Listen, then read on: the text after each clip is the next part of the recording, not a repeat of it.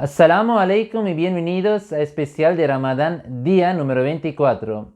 El Sagrado Corán explica que no hay coacción en la religión, en la fe. Y en otro versículo, Allah lo explica más y dice, si Dios hubiera querido imponer su voluntad, quiere decir su religión, a la humanidad, Él lo habría hecho. Porque Él es todopoderoso, Él es omnipotente, Él es el creador de nuestra vida.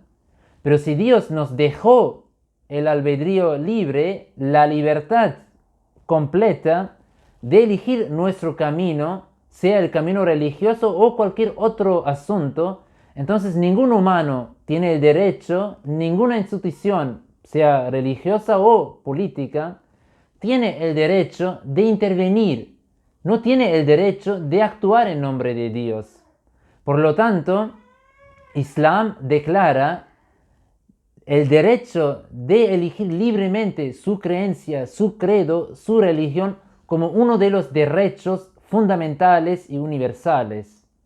Por lo tanto, el Islam enseña también que con cada libertad, si ahora la libertad de elegir tu religión, la libertad de opinión, la libertad de autodeterminación, cualquier derecho de libertad, Islam enseña también ciertas responsabilidades. Es decir, que cada privilegio requiere ciertas responsabilidades. Y eso es muy importante para vivir en una forma sana en una sociedad, para una buena convivencia. Por ejemplo, Islam enseña, para entenderlo, que cada persona tiene un círculo y puede moverse en su círculo, en su propio círculo, libremente, pero tiene que mantener ciertas barreras, ciertas fronteras, y no puede ahora moverse o entrar el círculo de la otra persona. Otro ejemplo sería el sistema del tránsito. Cada persona ahora tiene el derecho y la libertad de manejar libremente con su propio gusto, elegir su camino y manejar el auto, pero tiene que seguir ciertas reglas para que no haya un caos o accidentes sin control. Y asimismo es también en la convivencia de una sociedad.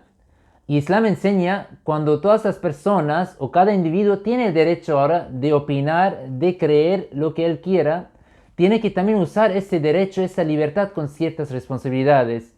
Y en particular sobre el derecho de opinión es muy importante siempre opinar, expresar o criticar ciertas cosas, pero con ciertas responsabilidades, en una forma sana, en una forma productiva.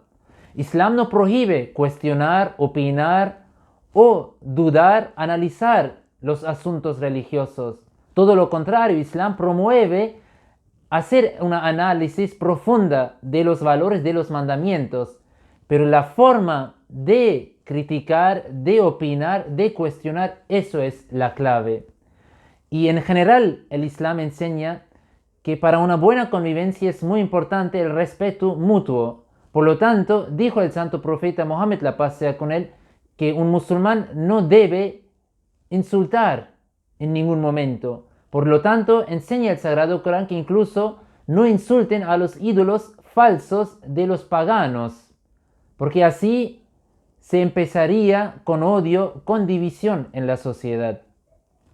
Último ejemplo es del santo profeta Mohammed, la paz sea con él. Una vez él estaba con sus discípulos que pasó un grupo de los judíos llevando el cadáver de un judío. Y el profeta, por el respeto, se levantó y uno de sus discípulos le dijo al profeta que es el cadáver de un judío. ¿Por qué te levantaste? Y el profeta respondió, ¿el judío no era un humano? Es decir, que lo más fundamental es que somos todos humanos y hijos del mismo Creador. Entonces, muy importante la buena convivencia y cuidar o llevar con cada de sus privilegios también cumplir la responsabilidad. Assalamu alaikum y hasta mañana.